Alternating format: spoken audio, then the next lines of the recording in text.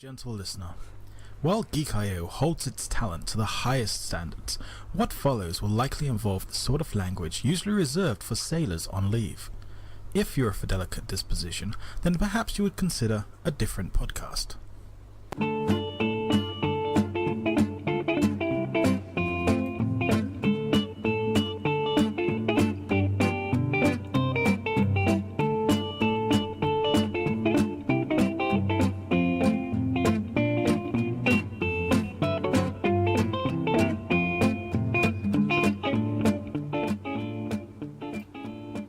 Hold on tight. This is the Generic Live Show. Indeed! Hello everyone and welcome to 2018! Woo! Thank you everyone for joining us here on a very special edition of the Generic Live Show pre-recorded show for the day that this comes out. My name's Dale Campbell as per always, and I'm joined by a very, very special guest from the Geek I podcast network, a guy who does way too many podcasts for me to actually list on one Google Doc. It's Mr. CJ Boat.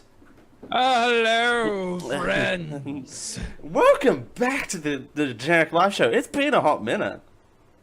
It really has, actual show proper Generic Live Show. Yeah, it's been a bit, other than the Extra Life thing. Yeah. Yeah, well, actually, you were on the Extra Life thing. There you go. I was on the Extra Life thing.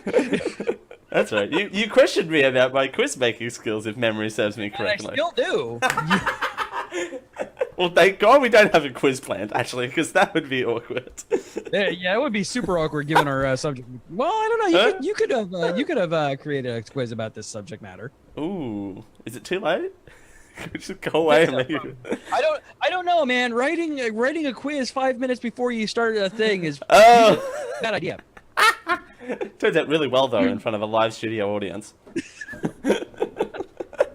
All right. Well, thank you for joining. Yeah. Well, the last thing I forgot about the Extra Life thing because that was a hot minute ago as well. But you were last on the election coverage for the show proper. Yeah. Where I had to leave because I was getting depressed.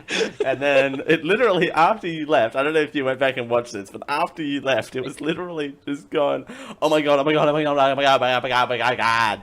You had a hot meltdown, and I feel bad about that, but I just could not anymore. After I saw the, not getting fully political, but after I saw the writing on the wall, I'm just like, I'm going to go drink myself to sleep now. Okay, Oh, thanks, bye.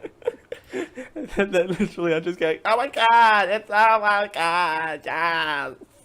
It's all on fire. Why is everything on fire? Can I literally just talk for the whole show like that though? Oh my God, everything's so good. 2017. Oh my God.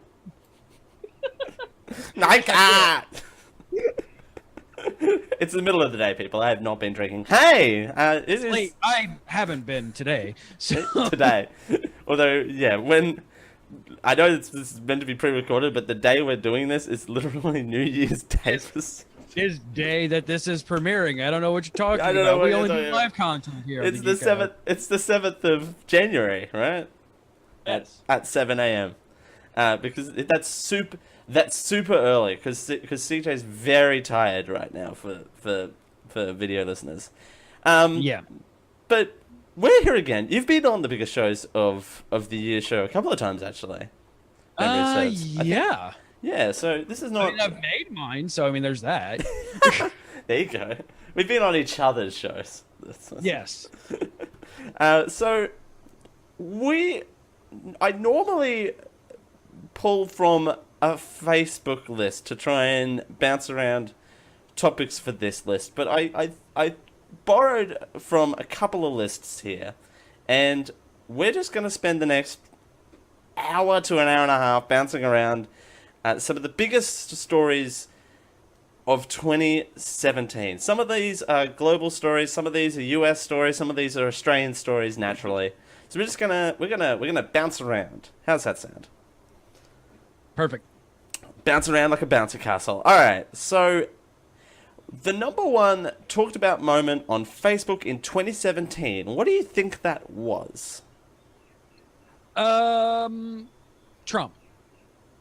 No, surprisingly not. Which, spoiler, I thought it would be. Whoa.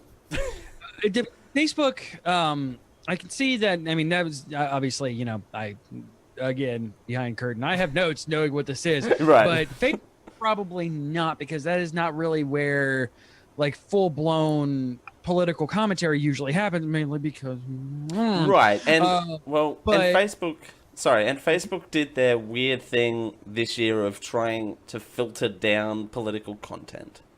yes, they did. And but yeah, you would, if you looked at Twitter, oh, I can guarantee that was the number 1, 2, and 6. That sounds like you're actually looking at a Twitter list right now. What about what about terrorism attacks and natural disasters? There was we'll get to that later on, but I thought natural disasters would top the number 1 talked about thing in 2017 for sure. But Yeah, that would have been mine as well. Like, if it wouldn't, like, all joking aside, if it wouldn't have been Trump with the amount of natural disasters and major, like, hard hitting ones, I would imagine that would have been the number 1 sure. on there. If not for just my posts alone, bumping it up to number 1. Right? But we'll get to that a little bit later on. But I'm still alive. I'm still in Florida. I'm still alive. I'm still alive. It's all right, guys. I haven't blown away yet. I live to tell the tale. But no, it was International Women's Day is what topped Facebook's. topped Facebook's. No, it does. This legitimately makes me. Oh, okay. Yeah, sorry, you cut out there for a second.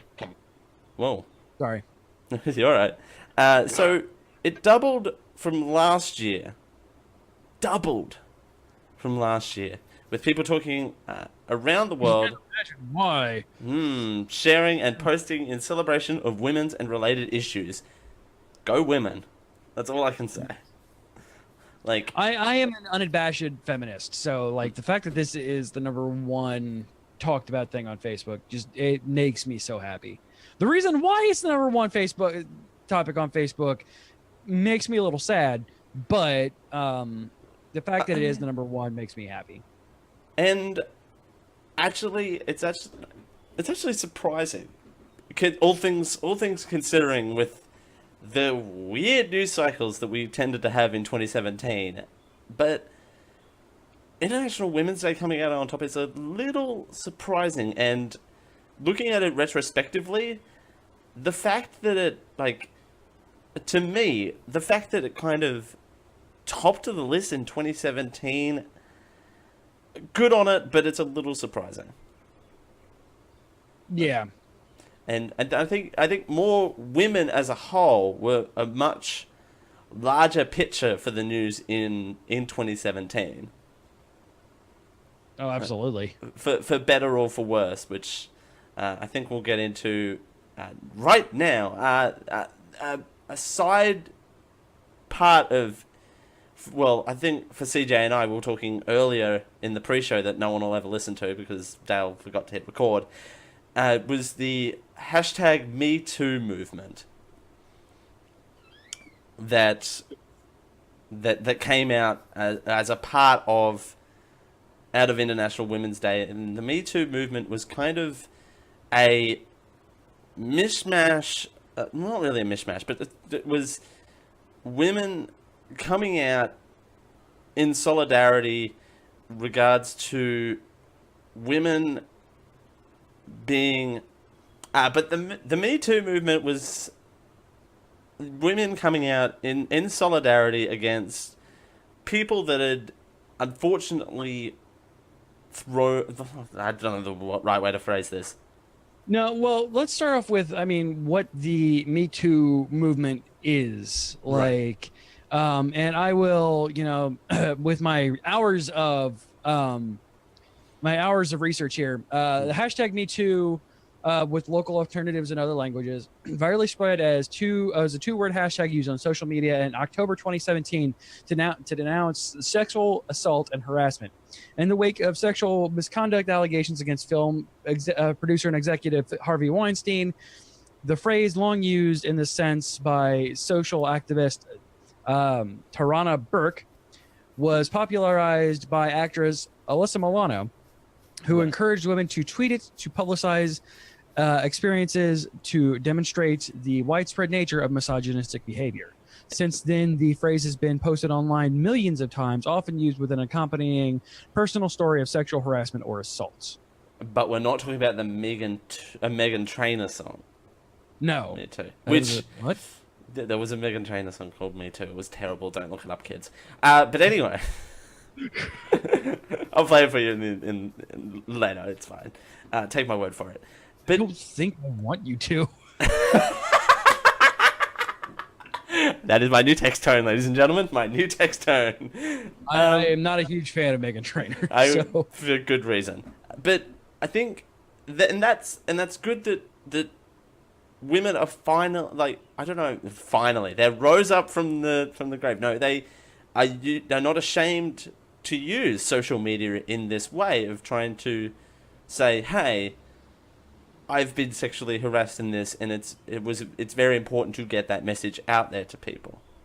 Exactly. And, there is a very large political climate right now that helps this because of several things that we won't get into here with the United States president coming out into light about something about on buses or something. If you want to listen to Dale ranting about the president of the United States, go to last week's episode. You get 20 minutes of that in there. It was brilliant. It was not. It was brilliant. No, dude, I love your ranting. Don't ever stop. But no, that coming out being a very public, hey, I sexually harass women, right? Really allowed for and Newton's third law of physics. No, first law of physics. First law of physics. With every action, there is an equal and opposite reaction. With this very public persona, very publicly stating, I have sexually harassed women. The equal and opposite reaction is the amazingness that came out of International Women's Day and the fallout of everything with the Me Too movement being, hey, if these people can publicly harass people, we can publicly call them out.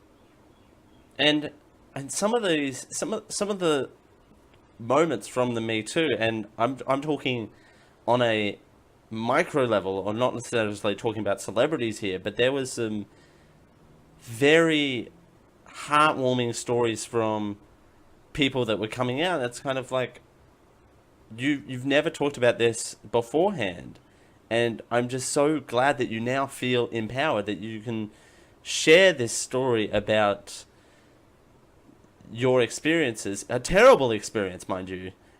Yeah, this is never a good thing. This is never a good thing. No, nobody. Well, I can't say that because me as a person who flirts with becoming a political journalist pretty much every other day at this point, and stuff and things that I don't really feel comfortable with talking about on the air right now. Sure. I look and I review things, and because I also like to pitch ideas to Dale for this amazing show that he has on my network.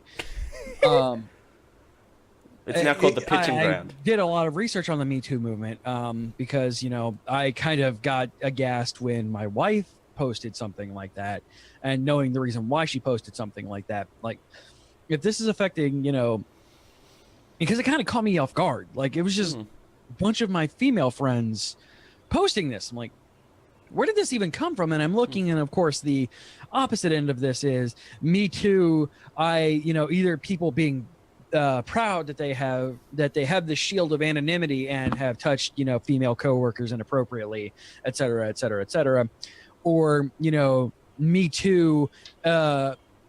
LOL. Somebody asked my D while I was drunk. That's sexual harassment, right? Yeah. That part of the Me Too movement was a little iffy. Yeah, that was. I mean, that's the internet, folks. Right. But the 90% of this being, the positive. Hey, we've been forced to hide this because it may come as a surprise to people. Women aren't exactly famously bolstered for their ability to speak publicly. Most of the time it's, being forced down by people stronger than them. Say anything and I'll X or Y you. And yeah. it's gotten to a point, and as with anything, anything that you keep covered up for so long will come back up and just kind of explode. And that's exactly what the Me Too movement did, is these things that people have been forced to hide under because they were afraid to lose their jobs, lose their kids, lose their houses. Or their reputation or anything like that.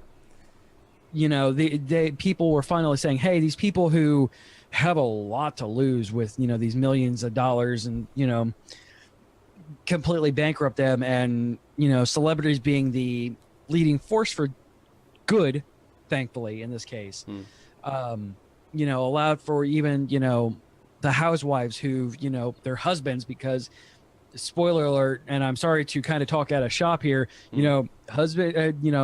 SOs can sexually harass and abuse their SOs as well. Oh, God, There's a very famous court case in the 90s about a woman getting tired of her husband doing crap like that. And he became less of a man for it. and again, and that happens down to this, and long-time listeners of this show will realize that I've had a massive tirade about hashtags in the past. About mismatched hashtags, and how some hashtags completely miss the point. There are some hashtags like the famous one that, but also there was one after the Sydney Lint Cafe bombing that happened. It wasn't about any of that. But there was the hashtag I will ride with you, which was about how you would sit next to a person who's different from you on a bus. Yeah. Yeah, that's a nice message, but I feel like that's a message that you could have done 364 any other days of the year, but apart from outside of this terrible event from happening. That's just a good message all around. But I think with Me Too, it's a nice sort of, not necessarily a nice follow-up, but I feel like it's relevant to the conversation that is happening at the time. Yeah, absolutely. Yeah, this was not a retaliatory thing. It was let's have a conversation.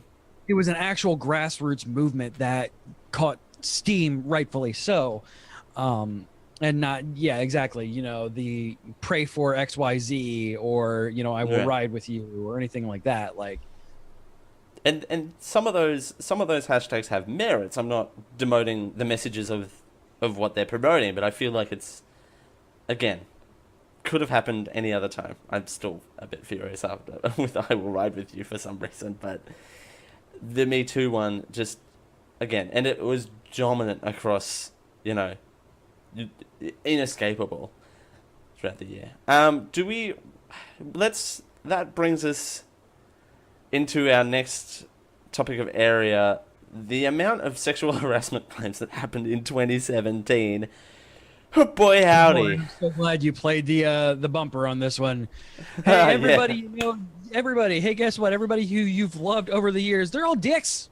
They're all dicks. Every single one of them. Every single one of them, and they've done some really really terrible things, and you wouldn't have known, and they've put up such a barrier. Some of them real surprising. Like, God, yeah, and it comes back to. They've got this shield. It comes back to the shield argument. You've provided this link to me, this list. Do we want to go through this list, or do we want to vaguely reference it? Recently politicized news corporation with 3 letters. 2 of them the same. Yes. And one of them, the first part of my name. Oh. But we're not going to tell you what it is. Correct. Okay. But they've done a good thing in this list and helped us with our job. This is definitely a truncated list. Like. Oh yeah. Yeah. So CNN put out a list of of the major huge ones, and this was a little bit earlier in the year, so you're still missing a couple of them. Yeah, this was put out on November, the last updated November 1st, 2017. And even since then, things that came out. And I think, and starting right at the top, and I think the quote-unquote trigger point for the Me Too movement was the allegations against Harvey Weinstein. Absolutely, 100% yes. So, that Also, happened I just burned hot chocolate. Ow. What was that? I just burnt my tongue on hot chocolate. Ow. Oh. I burnt my tongue on iced tea. Oh, that happened. It's that damn hot here, so I wouldn't be surprised. But going down the list here, let's talk about the Kevin Spacey deal, shall we? Because I feel like we've got words on that one. Yeah, we do. So, an interesting thing, other than the fact, I mean, up until even last year, we watched 9 Lives for Rant and Review on the Geek I show. Bad movie, great show. Go check it out. But it's 9 Lives, that is, not the Geek I show. But anyway, moving on. No, bad movie, good show. It kind of goes, and Jared and I have talked about this on Small Screen Spoiler Show. We have a soft spot for a bunch of Kevin Spacey things. It came out, and this one was a big surprise for me. And also, we'll get to, I have a nice punchline for this one. Sure. Coming out, Anthony Rapp, star of Rent and Star Trek Discovery, came out and said that when he was, 14, Kevin Spacey had taken advantage of him when he was 26. And they were working on something on Broadway together in 1986. Rapp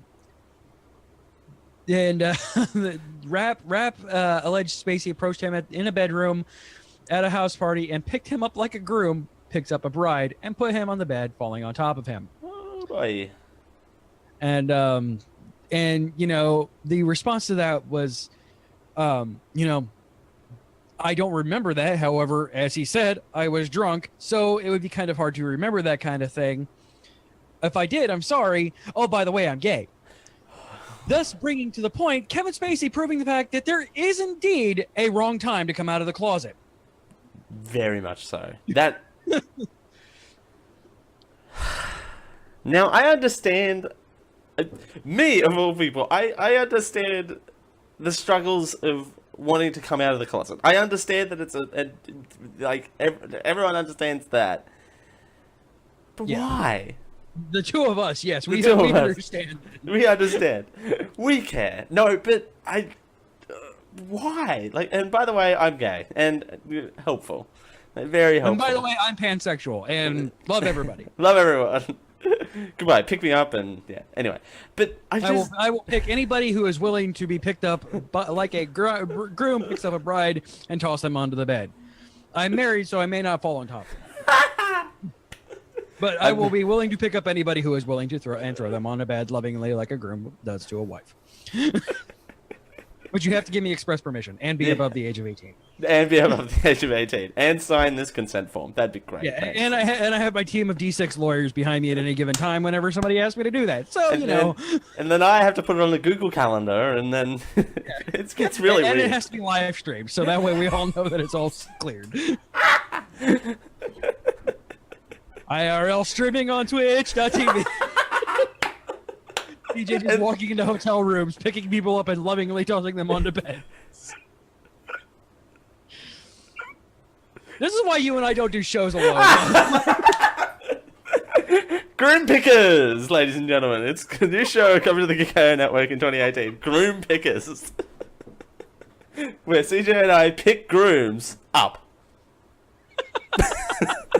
Yes, just the grooms, while their wives watch them. Wait, that's called being a cuck, I think. It'd be real awkward listening to you edit this part out. No, I'm not editing this one. Are you kidding me? Anyway. But, I mean, there's obviously a lot with getting back on topic. There's a lot of fallback with these for good reason. Yeah. Kevin Spacey lost his cash cow with House of Cards, which has been put on hold indefinitely to a point where pretty much people are calling it canceled. You know, all of his movies stripped from Netflix and Amazon. You know, and this is not the only one. This is probably the most like close to us as, you know, Broadway lovers and people who enjoy Kevin Spacey. And I think I didn't put this in our show notes, but Netflix, just sidebar, Netflix was quick with the axe on this. Oh yeah, no, they were not playing around with this. Like, we are not waiting for his kind of thing. I mean, we're not waiting for his rebuttal. Yeah, no. Because I mean, I'm guessing they would. I'm guessing they were pretty much saying, "Hey, if it comes out that he didn't do this, hey, you know, it's better to ask forgiveness than permission." Right. And just be like, "All right, sorry, Mr. Spacey. Here's a few million more dollars." But when his face is one of the biggest faces that you have on literally every single Netflix commercial on your main screen, everything, right? Like, you needed to be quick with that, and not even that. And it extended outside of that. You've got TVCs, you've got pre-show movie theater things with Kevin, you know, with House of Cards in it, and it was just so big. And yeah, Netflix didn't wait for the "oh, sorry, I'm gay now" press release. That was the stupidest thing ever. I'm sorry, man. Again, it was. Yeah. I'm not ragging on him for his sexuality, but yeah, no. But like I said, turns out there is indeed a bad time to come out of the closet, and it's apologizing for sexually harassing a beloved person who was underage at the time of the alleged incident. We're not touching the fact that we touched this underage person. Right. Sorry, kind of a Pavlovian response when it comes to underage touching came out there. Yeah, I know, that was a bit... Yeah. But I just... Yeah, it doesn't make sense. Like, no, it does not at all. It did not make sense. But, alrighty. Do we want to keep going on the list, or do we want to keep moving? I mean, just... With these... Yeah, some of them, you know, maybe, especially if it really is close to you, take it as a grain of salt. Especially if it's a private one. Publicly, you know, obviously, these people don't affect you at all, and if they do, for the love of every deity that there ever has been or ever will be, get that notification out there. Right. Get it out there. Yeah. Because I came out. This actually happened to Rachel. An ex of mine came to her and said, "Hey, you know, CJ has done this, this, and this to me." And, you know, Rachel, being the intelligent person, understanding that, hey, I would never do something like that to a human being, realized that was, you know, this person poking at them. But if you've been, you know, if you've been assaulted, if you've been, you know, anything like that, don't just post it on Facebook. No. Go talk to someone. There are anonymous support lines that you can... And this is something that I bring up every time that sexual abuse or mental health or anything like that comes up. In the United States, there's a line in every major metropolitan area across the United States called 211. It's a free service, and they'll listen to you if you just want to talk. But they can also get you help. They can get you to licensed therapists. They can get you to, you know, police if need be. Also, know your rights. The statute of limitations on sexual assault is, if you are above the age of 14 in the United States, it is 2 years. However, that being said, even if it's after that point, tell somebody. Yeah. If you are under the age of 14 and somebody has done this to you, there is no statute of limitations on this, because you are at that point considered below the age of consent literally everywhere in the United States. If somebody has touched you inappropriately or sexually, you know, or anything like that below the age of 14, you are always able to go to the police. You are always able to get them to open up an investigation. And most of the time, especially in these, justice will be served. You will not have to see this person most of the time. It will handle itself, especially if you get a lawyer. It's something that you can absolutely look at. And if it's beyond that point legally, there's nothing you can do. There's still a point where you can seek help for it. Because things like this break people. It hurts people a lot, and it's not something that you can ever really outlive.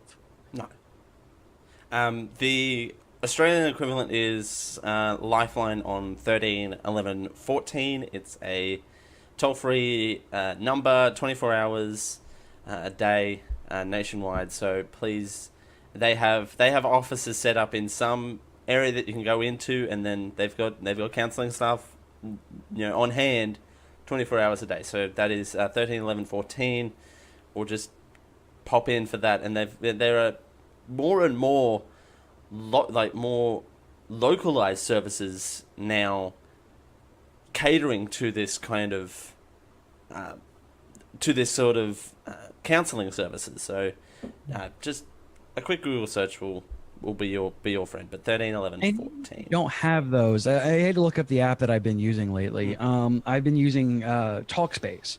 Okay. It's an online therapy thing with licensed therapists. So it costs money. There is a chance that it can even be put through your insurance, though, in the U.S. If you have it, that covers medical insurance, that covers therapy. Right. It costs me I think it's like $20 a month. So it's not bad at all, and I willingly pay it because these people, it's basically get in there. You say, there's a button that says I need help now, and they will reach out to a licensed therapist. It's always a licensed therapist. Yeah. And they will get back to you, and you can talk with them. And if they can FaceTime you, they can pull up an email and Skype chat with you or anything like that, if that's something that you need to do as well. But sometimes it just helps to get that, get that out there. Do never. Wow. I do good English. Never feel bad that you have to see a therapist. Right. It is not a stigma. It is not a bad thing. You have the strength to be able to get past this, and sometimes it just helps to have an impartial third party to be able to assist you with it. And Talkspace has helped me a lot. Indeed, and I know this is mega local, but I know there are some local people that do listen to this. Headspace is the most recent one that has been opened up here, and they are amazing people, and I've talked to them before outside of a therapy session, and they are amazing. They are amazing people. They're fully qualified, and I feel like, again, this is not a prediction, nor is it related, but I feel like the more digital apps like you described, CJ, will be more prominent going forward because of how 2017 has played out for a lot of people. Oh, absolutely. I mean, I'm not joking with this, and give it, either sides of the argument have gotten this. I mean, these kind of things have started to affect people physically. I mean, there's such a thing, and it's becoming a thing called the Trump 50. And I'm not joking with this, where the people who are in support of Trump are gaining this because they're drinking and celebrating so much. And the people who are against Trump are putting on around 50 pounds because they are drinking their sorrows away, essentially. 50 pounds? Yeah. It is averaged out to be 50 pounds because it was the Trump 15 and then the Trump 20 and then the Trump 25, and it's averaged out to be about Trump 50. And like I said, it's on both sides. So this is not just this is a bipartisan thing. Trump is making people fatter. They're going to make America go to Weight Watchers again. Light and Easy. There you go. The next president of the United States is going to be the CEO of Light and Easy. It's going to be Jenny Craig herself. Oh, dude. Don't even joke. Don't joke. I want that in my life right now. I didn't realize that system was still around until the other day when I'm like, wait, is Jenny Craig still? It's still a thing. I saw a radio. I saw a radio spot. Wow. We're both good at this. We both talk for a living, you guys. I heard a radio spot the other day. I went, they're still doing that? And they're like, check out a new way to lose weight. And I'm like, there's a new way? Yeah, it's like fat. It's called like Fast and Secure or something like that. I'm like, that sounds like a Kama Sutra position. Like, or the new name of this show. Fast and Secure. All right, so now we're back to making jokes because that seems like a nice segue. That is how we handle all these things, though. It's like, oh, this super serious thing, and we give this PSA. Wow.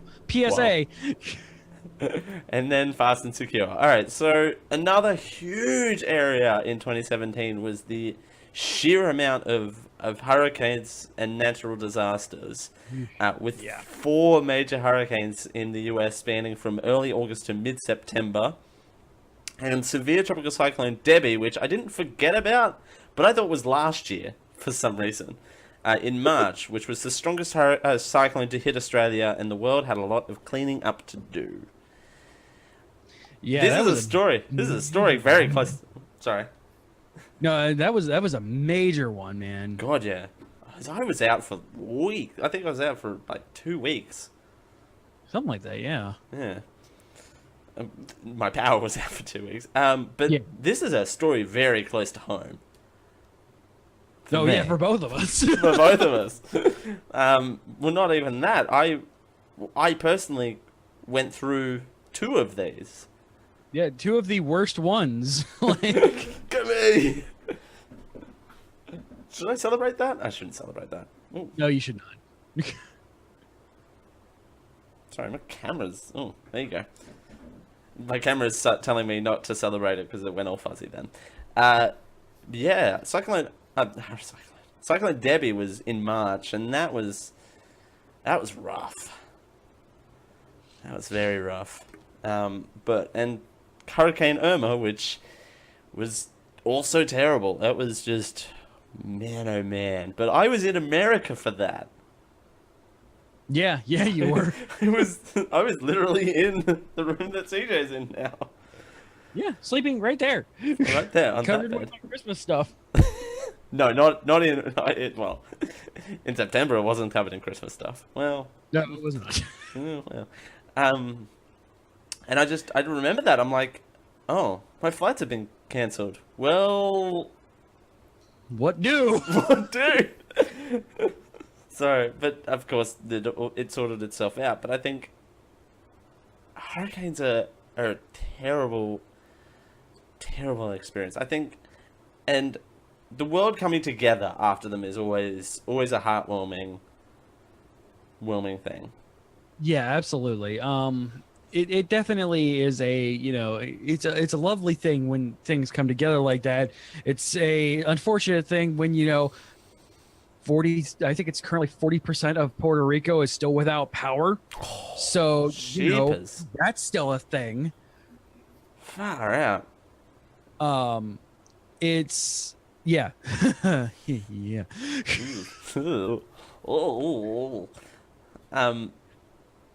But and then they kept coming in hard and fast. Remind me, because I'm Australian. Did Jose ever cross a coast anywhere?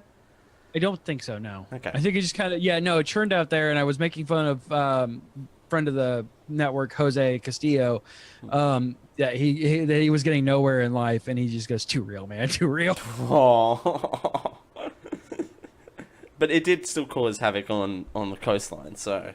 Yeah, it definitely messed up the Atlantic seaboard quite a bit. Never directly, but just messed up shipping and messed up, actual coastlines. Friend of mine lives up in Myrtle Beach and almost had his house washed away, not because of a direct hit, but because Jose was just kind of sitting there going back and forth, causing just nothing but massive waves and stuff like that for almost 3 weeks straight. Right. That he almost lost his house because the tidal fronts were just persistent. God, yeah. And then Harvey before that, sitting in Hurricane Texas. Harvey hit twice this year, if you know what I mean. Oh. Last year, you mean? Because we're in January now. You mean last year? That's right. Get it because of Harvey Weinstein. It's Moving on. not funny now because you have to explain it. All right. So, and then... We'll hear you exasperatingly sigh, though. It's the reason why I explain my bad dad jokes. Oh. Nope, I'm getting played off. See you later, folks. Ladies and gentlemen, good night. All right.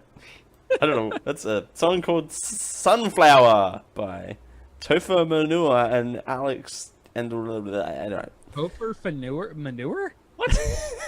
Tofu Manure? That's what you said, isn't it? No.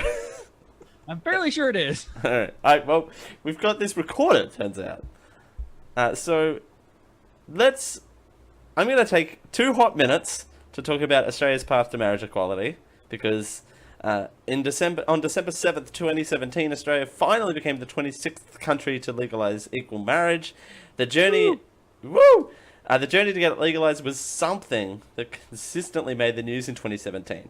From failed plebiscites to Senate blocks, from a 122 million postal survey to High Court case, this story has it all, and boy didn't it, because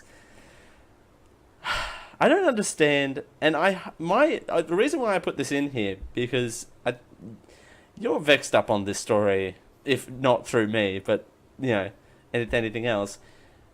Having a postal survey, right, to ask the people what they wanted is fine.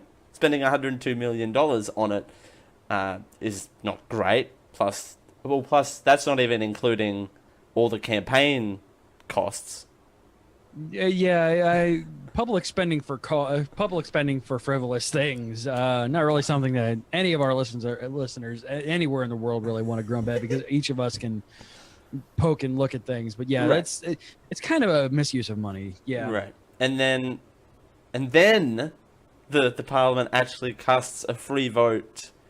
Sorry, the postal survey was the second attempt, by the way. Not even outlining the first attempt that was binding plebiscite, but a postal survey was the second attempt at it. And then the Parliament went for a free vote. My favourite thing was the Bob Catter quote about how he compared same-sex marriage to crocodiles in far north Queensland, but that's a whole nother kettle of fish. That was weird. He is around here somewhere, but not near me. But and watching him on the TV all the time is hilarious for me, because it's just non-stop. But anyway, I don't understand why this became a story. And my point is, I hope this doesn't become a trend. Although, mind you, knowing countries where homosexual activities is still illegal, I just hope that this doesn't become a trend of frivolous public spending on something that the public has wanted, and the fact that there were opinion surveys that that had the same purpose and the same, the sample size was bigger, but had the same purpose to it since 1991. Before I was born, there were opinion surveys about whether Australia should have equal marriage or not. So, but congratulations, now it's just marriage. Thank you. Now it's just marriage. And that's a good thing. Now it's not gay marriage, it's not, straight marriage, it is just marriage. Right. Actually, when will we move away from the term equal marriage, do you think? I think not in this political climate. I think, it'll still be within, our lifetime, but we are still kind of fighting with things like, what is what's the word for, racial discrimination, and not just equal rights. I know what you mean. What's that? Like the whole thing for it. I mean, all right. So discrimination. No, it's not just discrimination. But we'll use women's suffrage. Now it's not just suffragers who that was a thing for women who were voting, even though after they were permitted to vote, they were still considered suffragers as soon as they pressed the button. Now it's just they vote. But that was like 1920 something, and. Right. We're just now within the last maybe 20 years. So, it's still going to be a thing until it is just, marriage is marriage, throughout the entire world, that we're still going to have to deal with the fact of it, fighting for equal marriage. Yeah. It'll be a while before we move to the terminology of everyone can now get married. Yeah, exactly. Within reason. Yeah. Yeah. You're gonna allow the dogs to get married. Well, now we gotta let them marry them crocodiles. Boy, howdy. Why are you in Florida? I don't know. Yeah, why am I in Florida? How did this happen? I'm actually behind you. yeah, You don't see me, is- but I'm actually behind you. Hello, Dale. I'm gonna stroke your glorious beard. Ooh. It's it is just it's kind of a we're still a while out on Right. that one. I just hope that it doesn't become a trend of a constant bouncing back and forward and then having people in the loop going, all right, so when is this happening? And then members of parliament going, soonish. Yeah. TM. Yeah. Soon, TM. Soon, TM. Let's move along. I just wanted to have a hot minute on that one. The total solar eclipse. This moment in August brought the world together to celebrate this natural masterpiece. It was 70 miles wide and stretched from Oregon to South Carolina. It also passed through Idaho, Wyoming, Nebraska, Kansas, Missouri, Illinois, because I'm annoying, Kentucky, Tennessee, Georgia, North Carolina, and South Carolina. I am not a scientist, so... My mother-in-law loved it, and she lives in South Carolina. I only got kind of a very brief of it because I'm in Florida. Close enough to South Carolina to be able to see it, but not to get like the full darkening effect and things like that they got. I loved watching the videos and such for this. Like the photos were amazing. They really were. And like since now we're kind of, we've had a few, downer things. Man, like this kind of showed that, you don't need a professional photographer, you don't need to be a professional photographer, sorry, but long to give great photos for something this amazing. Like and it was really, really, really, really lovely to see. God, yeah. And really polarizing about it, you guys. Polarizing? You had to wear polarized glasses. But, like, there was no political crap about this. It was brilliant. Right. Other than no, sorry. No. No one tried to turn the solar eclipse political. No one. Yes, they did. Really? The solar eclipse is the #1 push for the bleeping flat earthers thing that's going on right now. Okay. All right. You could. Sorry, I literally just looked at a story about this, and the rapper B.O.B., pretty much the headliner of the correct flat Earth. We should listen to their opinion, flat earther thing. Right. But they were using that as a proof point that, hey, the Earth can be blocked because it is a flat disk, so the sun can be blocked from view. I mean, out of all the arguments, though, it's still an argument. It's still we're human beings, and we have to argue. That's the promo of this show now. Out of all the arguments, it's still an argument. I'm creating all sorts of different subtitles for your show today. Right. And it was one of those moments, and I think we talked about this earlier with all the dark stuff about, Me Too and all the rest of the downers that were happening, and then the solar eclipse happened, and it was kind of like the sunshine that, shone on and went, all right, it's, we can all enjoy this one thing. Exactly. This is something that we all can look at and all enjoy. So, speaking of which... And then there's the flat earthers. Fucking flat earthers. Sorry. Okay. Sidebar. Did they enjoy the spectacle of the solar eclipse at least? Yes. So yes, everybody enjoyed the spectacle. Everyone enjoyed the spectacle. I didn't see it because I'm on the other side of the world. Hey! Hold on. Actually, yeah, hold on. Why am I so chuffed about that? I don't know. It's still like chuffed. Chuffed. So Bitcoin was another big story in 2017. The popular cryptocurrency has been popular all year round, however, saw a spike in November as the price of the coin surged and then fell again. As it does. I made quite a bit of money off of this. This is how I made most of Christmas happen. Oh. So Bitcoin is the thing that nobody understands. Right. including one of the people on this show. Yes. People? Well, I mean, like, so we actually got into a little debate about this, and I'm going to bring back into this. Right. So Bitcoin is something secure, something data as money, something blockchain, something money.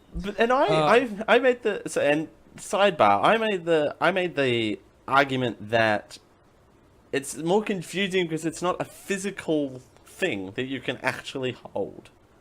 And then I gave Dale a history of what currency is. Do the 60-second what is currency? I'll try and find sunflower and play you off if it goes. Anything that you have right now, any bill, any coin, anything like that, is a promissory note dedicated directly to the treasury of your given issuer. That treasury is backed by a certain thing, either gold, silver, platinum, diamonds, whatever your country happens to back their treasury off of.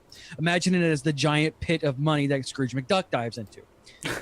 When you give somebody a $1 bill, a yen, a peso, a dong, because that's fun to say, that is a promissory note that money exists in this treasury. That person that then logically gets transferred to the person that you're giving it to. That person now owns that dong in the treasury. I'm just gonna keep using dong now because. But they can. Okay, this is gonna get clipped out. I can guarantee it, and you're gonna have to be the one that clips it out. But you can at least hold the dong. That is gonna be clipped out, my friend. You can at least. No, this is gonna get worse. Is still, you're not technically holding the dong. The dong is just a logical point in the bank of the country issuing it. Right.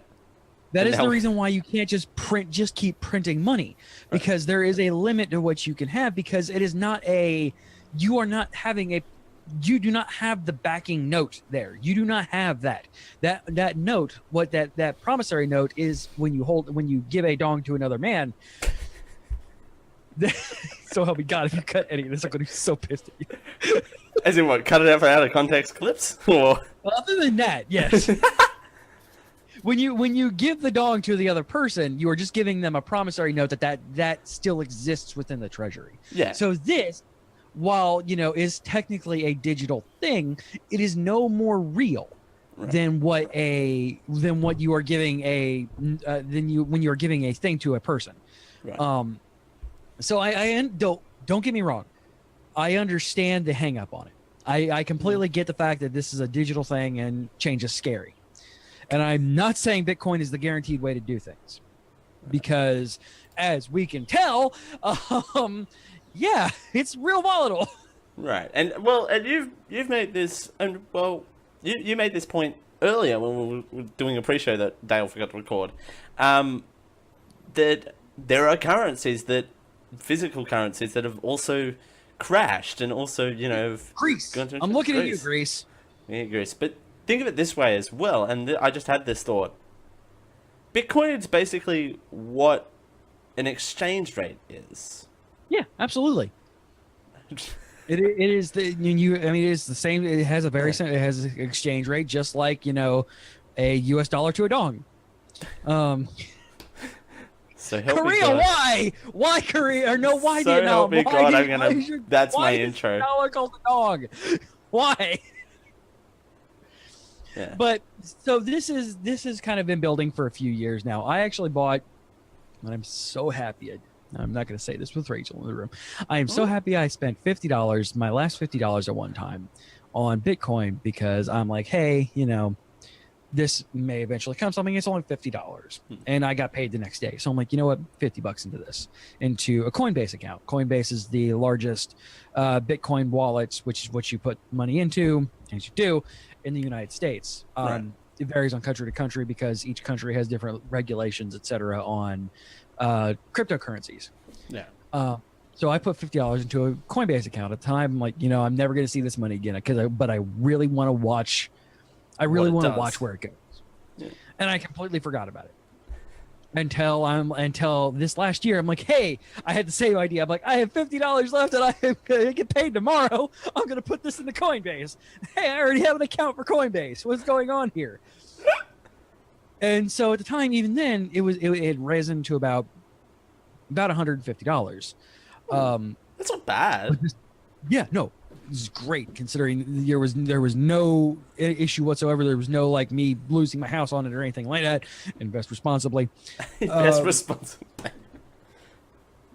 But I put it in there. I'm like, hey, again, all right. So I have like $200 now. I am never going to see this money again. Whatever. And then I lost my job. And I'm like, all right, so I have to find a way to do this. And then I opened my Coinbase account because I'm like, hey, wait a second, because I'm going over my transactions. Like, what can I, what am I spending? What can I cut out, etc. And I look at I'm like, oh yeah, that's right. I put in Coinbase. I wonder what that. Why do I have like $3,000 in here? Hang on, no. Go back, rewind slightly. You forgot for a third time that you had a Coinbase account. Yep. Again, invest responsibly, not just because don't put all your money into things, but remember that you put money into things. But $3,000. So so I go in there. I'm like, it was almost $3,000. I'm like, oh my god, I can pay my bills. And then I got another job. I'm like, hey, I have Christmas money now. But yeah. So it spiked even further than that. If I would have held out for a couple of more months, it got up to like almost $24,000 per one Bitcoin. Right. Now, Bitcoin goes out to, I think, the billionth decimal point, if I remember correctly. 1, 2, 3, 4, 5, 6, 7, 8, 9, 10. I mean, it would make sense. So, but if you ever get to 1, it was up to like $12,000 at one point. Now it's down to like 3. Right. Because it's extremely volatile, and nobody understands why. That was. Sorry, go on.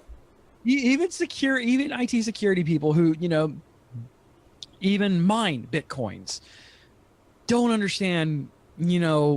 Because even the very hit.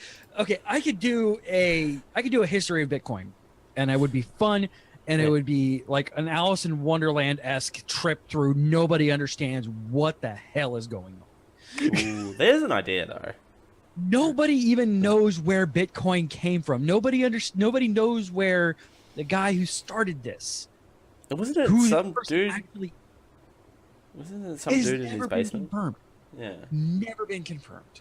And every time something comes up that is confirmed, it comes to the point where, because this is all done in security field, read security as hackers. So everybody's like, hey, this came up, and then like a ton of information comes through, like, all right, Mark Zuckerberg is dude who created Bitcoin.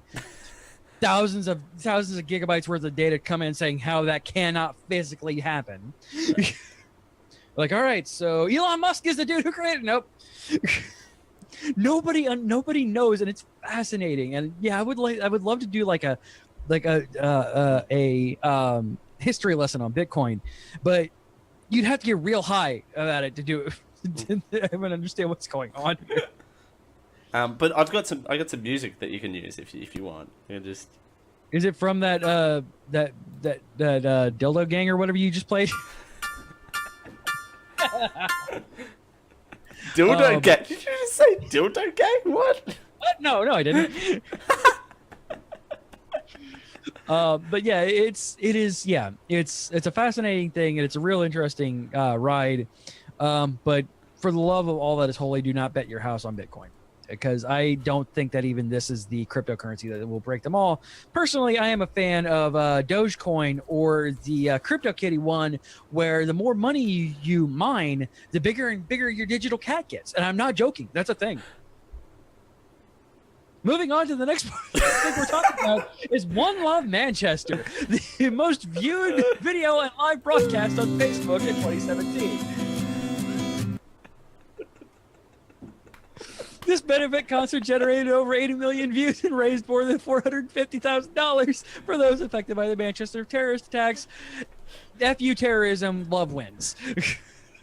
And for audio listeners, I just walked off. But anyway.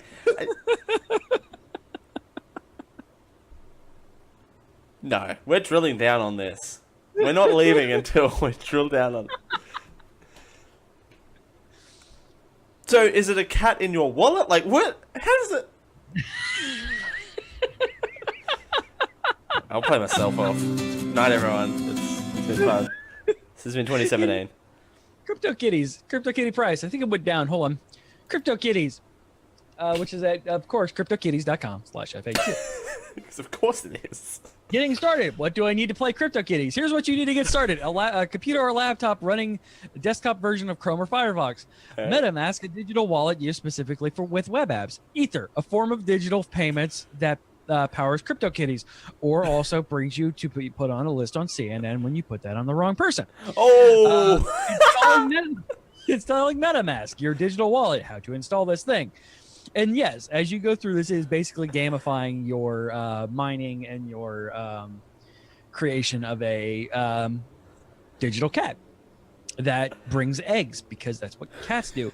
And when you go to cryptokitties.co, scroll down to the very bottom, you could start right meow.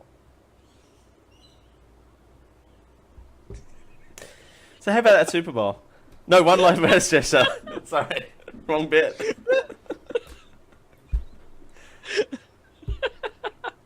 I'm going to go to Slack right now and go, I quit. Just going to go, out of context. Out of context. I'm doing this. I'm doing this. Okay, I quit. Alright, there we go.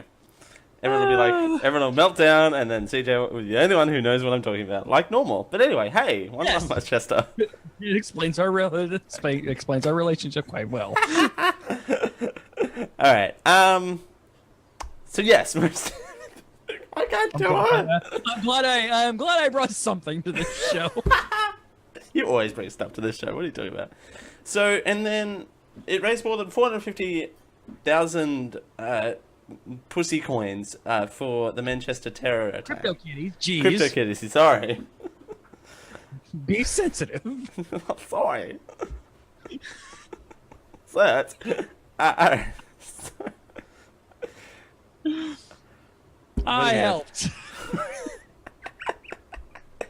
This is going in the greatest hits of 2018. I'm just saying. I'm already writing material. So, and then this puts the benefit concept back on track. The One Love Manchester was the follow-up, quote-unquote, charity event for the Manchester terrorist attack that occurred at the Ariana Grande concert. Yes. And then I put this on the list because it was more of a pop sort of a pop culture kind of thing, more so than the other items in a similar category that I could have put on this list.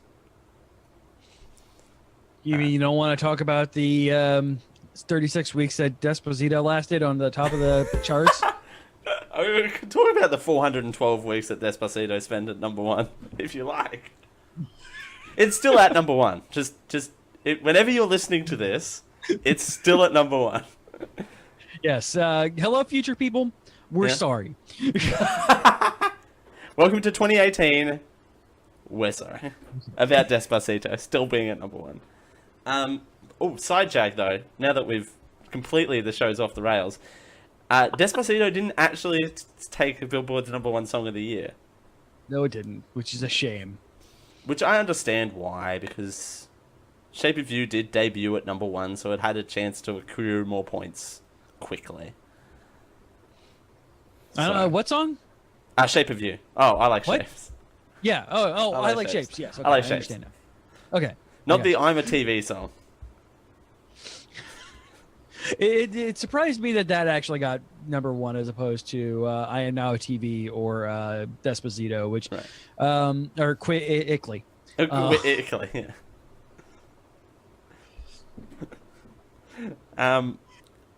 Are we going to be actually talking about the One Love Manchester? Dale never gets anything done. Are we going to be talking about the One Love Manchester thing event at some point tonight? I think there's not really much to say.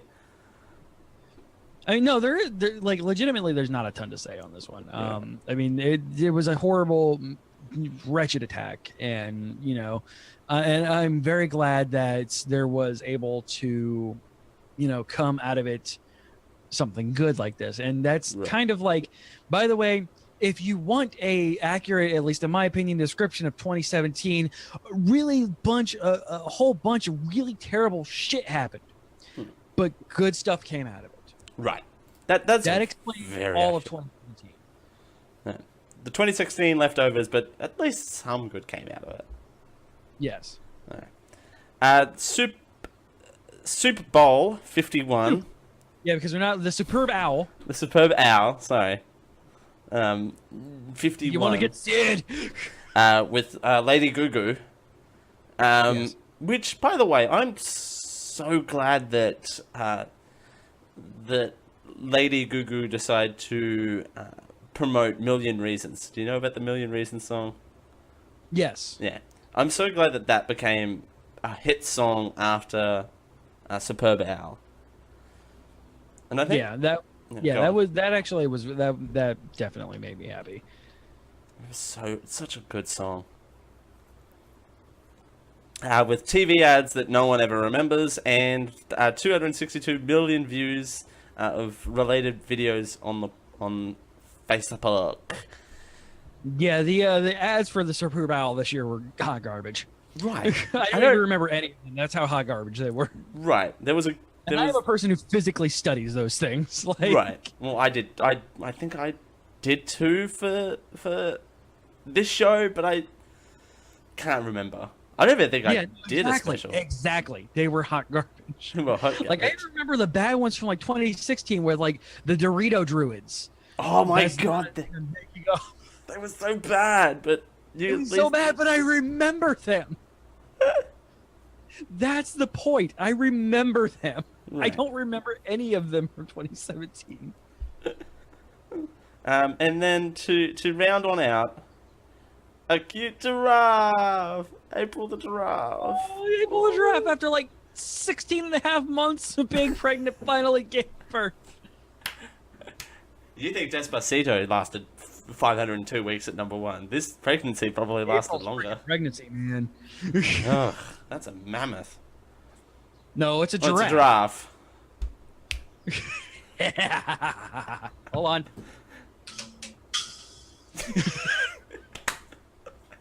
It's my new favorite thing.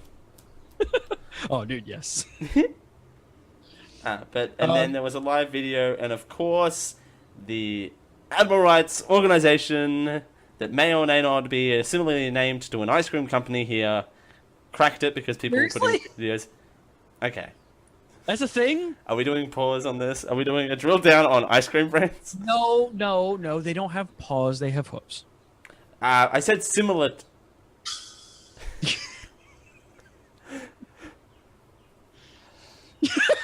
I said similar to. Now, PETA is the animal rights organization. We have an ice cream brand out here called PETA's. Oh, jeez. So, jeez. Take that for what you will. That's not good.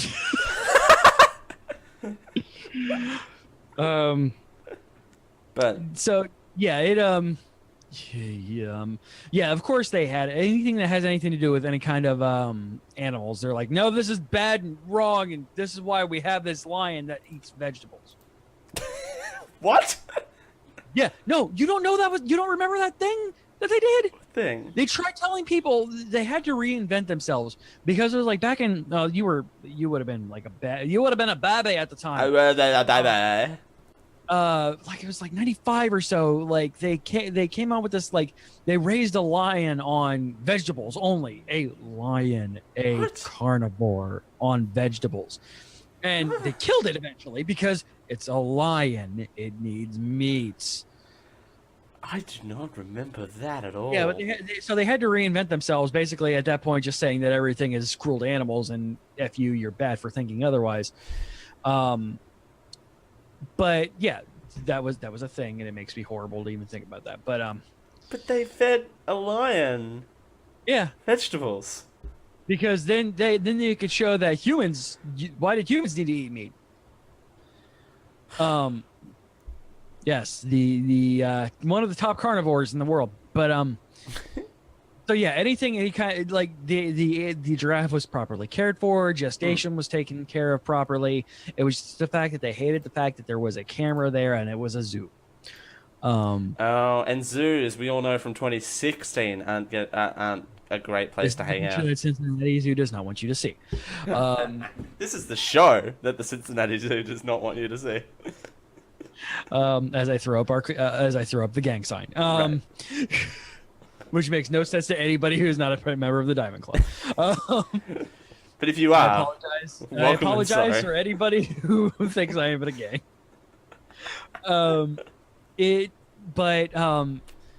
My favorite thing on this was they let the dad come back in to. Yeah. I watched a lot of this, but they let the dad come back in, and she was having some issues where she was having some trouble standing up, like she does because this baby is weighing her down, and giraffes, known for their very tall, very lean physiques.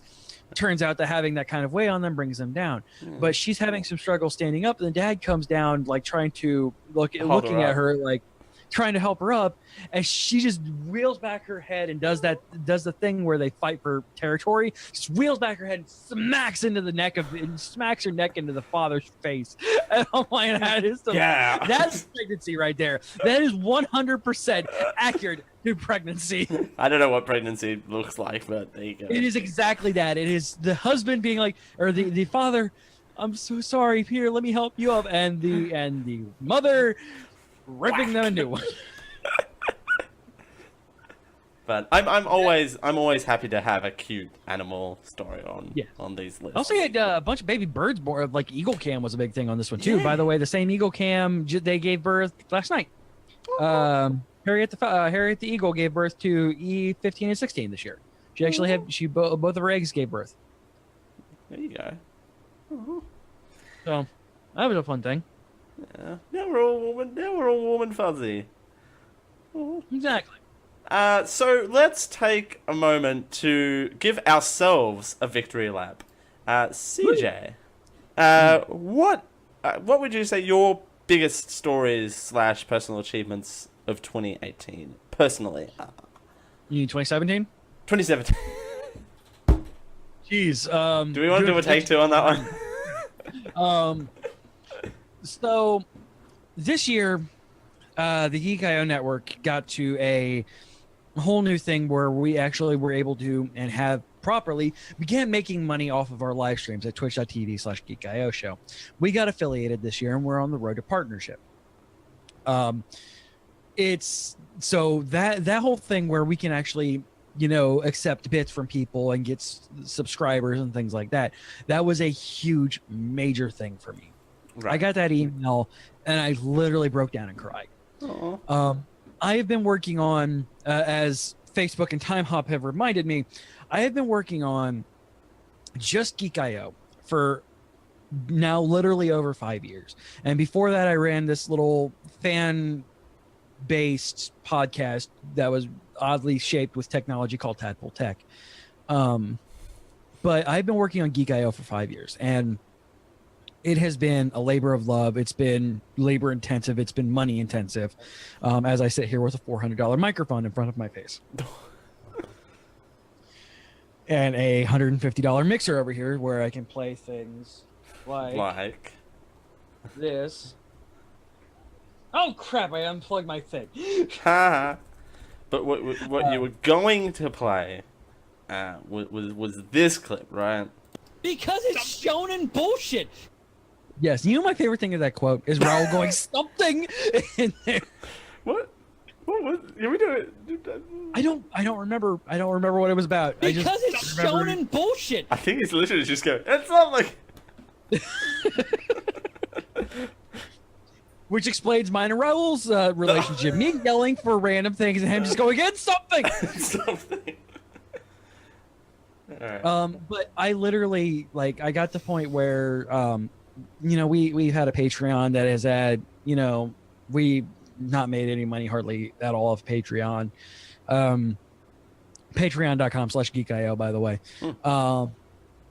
And to a point where actively, with live active participation, we can get feedback in the form of money from people. And if you want to support content creators, emailing them is fine, and 90% of the time they'll listen and take that into consideration. However, if you really want to get their notice, throwing money at them when you like something is a great idea. Right. So I got that and I broke down crying. And that was probably on a Geek.io level my number one thing that happened this year. Yeah. We had a bunch of great shows. I met Josh and Carrie this year, and they're two of the greatest people that I know. They are amazing. But on a Geek.io level, and something that actually allowed me to say, hey, people enjoy us enough to be able to give us feedback in that kind of way. Maybe, definitely not during 2018, but maybe during 2019, maybe I can actually go even further beyond with this, to use a Dragon Ball Z quote, because I'm listen to Anime Otaku Show Mondays at 10 p.m. Eastern on twitch.tv/geekio show. On a personal level, I had a epiphany, and this was helpful from a friend of mine who I was giving unlicensed therapy to, because he just wanted somebody to talk to and somebody to listen and somebody to every so often give him feedback. And he would give me say some things, and I would say, well, in my experience, this and this. And he goes, I listened to your experience, you should write a book. And I'm like, there's no way. There's no way. And I'm realizing I have been battling mental illness pretty much my entire life. I remember my first panic attack when I was about 6 years old. And don't tell me 6-year-olds can't have panic attacks. No, because I explicitly remember the chest tightening, the eyes watering, the eyes shaking, everything like that.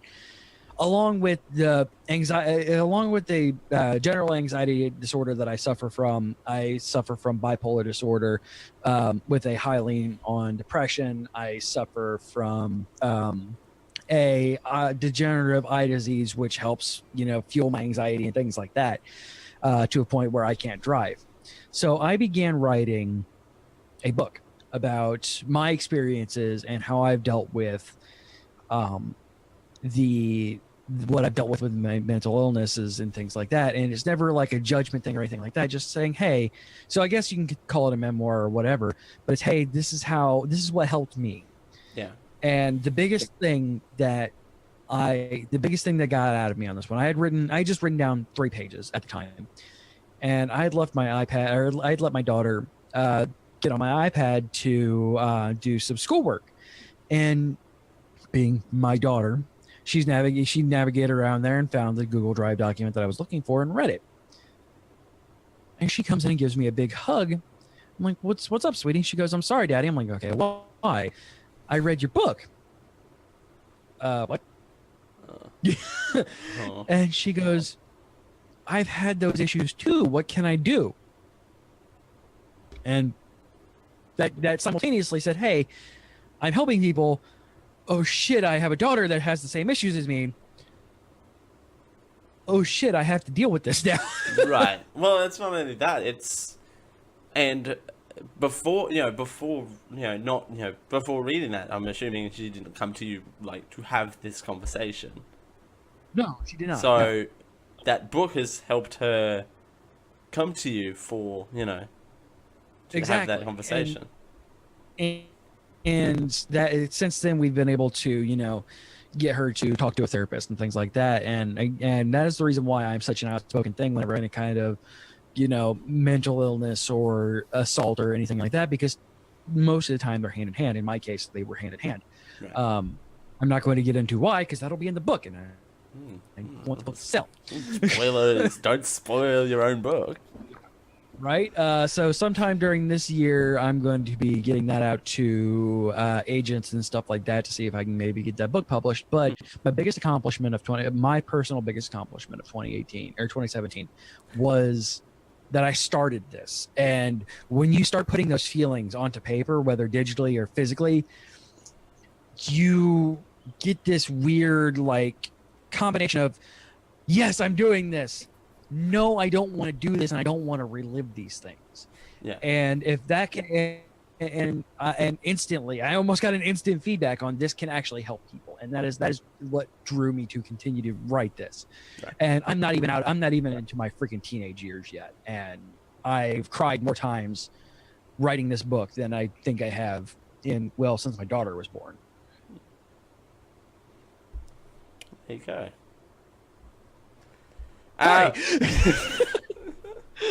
It's just, hey, it got dark. That's all right.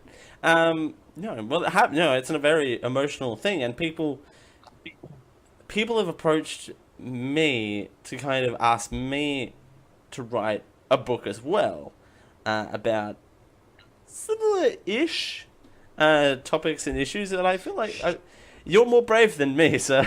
You're more brave than me. I'm just going.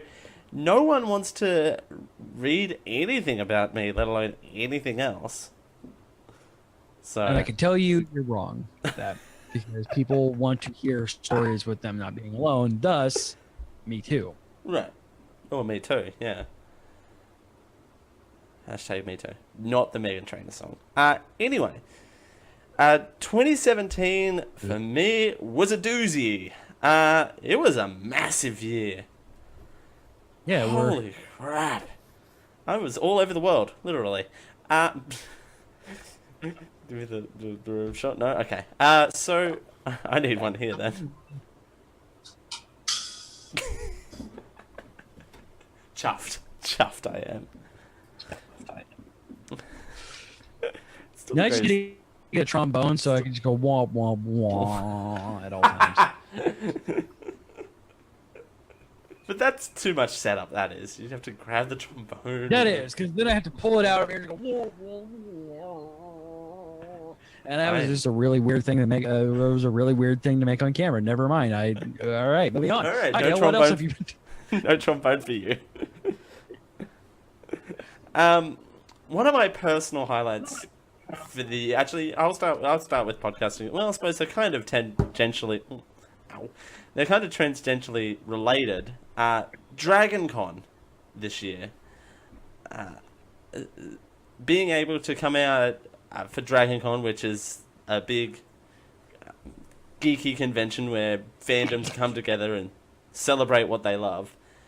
Being able to be a part of that. Wow. Well, I'm hearing myself. Why are you hearing yourself? I don't know why I'm hearing myself. But it was an amazing experience, and being able to podcast on stage was both the most nerve-wracking and exciting thing at the same time I've ever felt in my life.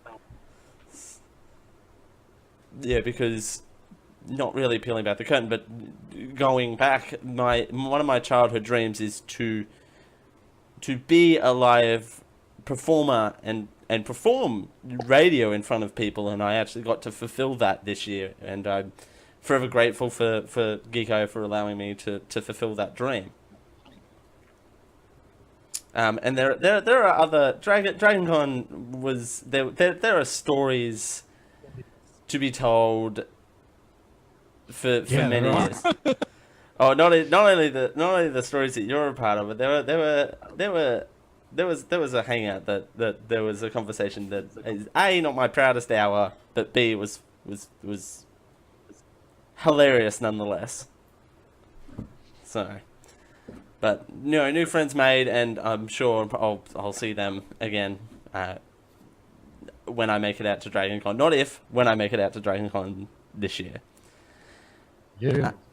Outside of DragonCon, I just say this show in 2017. I mentioned this in the greatest hits, but 2017 was a kind of a strange year for the Generic Live show.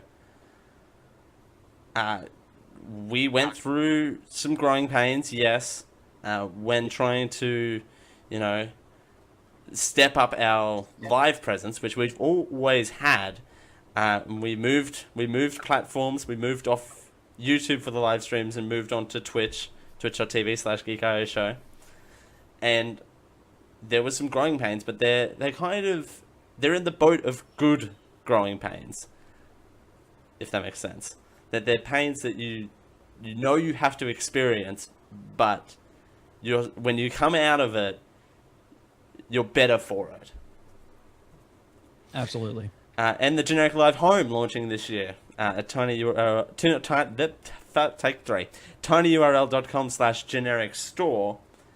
Having a store and having a separate, not really having a different creative area to project things on is kind of an interesting concept to me, which was one of the main reasons behind the store. And also I had a wild hair that day, and I'm so glad I had that random idea of, hey, I'm going to open a store. I'm in a good place where I'm going to open a store. And it was just such a thrilling thing, and going, oh, I've got an order in, yay! So, having constantly uptaking that is exciting to me. So, and then 2018 is going to be an even more exciting year in that sort of arm of the Generic Live Show. So, apart from that, there was one significant thing that I did do this year was the internship with Study Cairns. As a part of my school degree, you have to do an internship in order to complete the course. I could not have asked for a better internship experience. There was just so many things that I learned about the industries, and it's a completely different industry. So Study Cairns provides or helps students find helps international students find education here in Australia, and more specifically here in Cairns, where I live. And it was just an enthralling experience. A new day was a new experience. So it was just an enthralling thing, and at the end of it, it all led up to me helping run a international education convention where people from different countries came in to our city and filled up a convention center about this. And I'm like, okay, what needs to happen? I was bouncing around going, all right, let's do this, And at conventions, as you would naturally expect, there are things you have to basically live by the seat of your pants, going, oh, far out, this thing's broken. What are we gonna do? There are 300 people that are expecting this thing. Oh crap. So, and it was an amazing experience, and I also met there was lots of things happening on Geek.io side of things as well, Josh and Carey, and I just feel like 2017 has been a growing year as well, for me personally. I've come out of my shell and invested in, what was it? Pussy coin. What was it? Crypto Kitty. Crypto Kitty. Sorry. I legitimately forgot. So, but that was my 2017. So, it was weird. Yeah, it was weird. It was such a weird year. But I feel like I was just non-stop 2017, and I feel like 2018 is going to be a focus on the me year, which I don't think I had much of a focus on the me year. So, despite me putting on too much weight, because I'll put that down to Christmas, I'm sure. But apart from that, that's about it. Have you got anything other notes to mention? I do not. You're all 2017'd out. I really am. Here's to 2018. Am I right? Absolutely. All right. Cheers. Cheers. CJ, where can people find you out on the internet?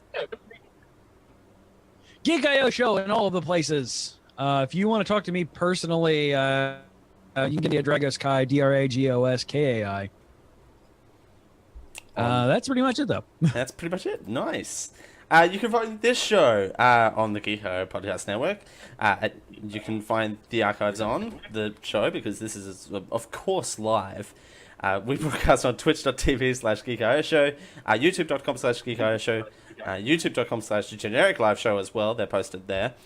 Facebook.com/Generic Live Show.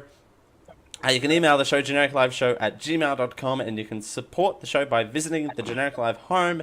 Fill your house with the best Generic Live Show products in the world. tinyurl.com/generic store.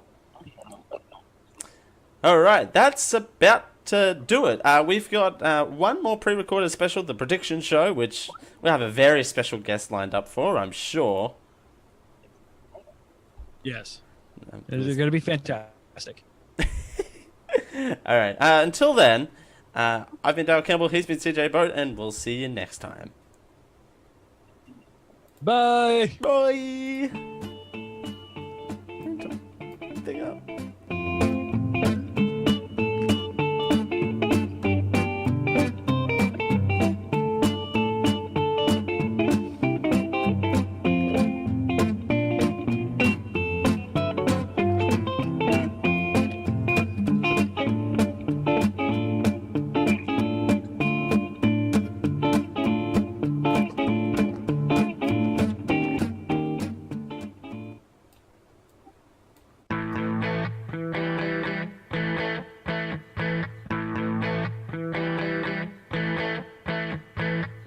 Hi, my name is Water Buffalo, and I hope you've enjoyed this Geek I Media Network production. Copyright 2018, you see how that works?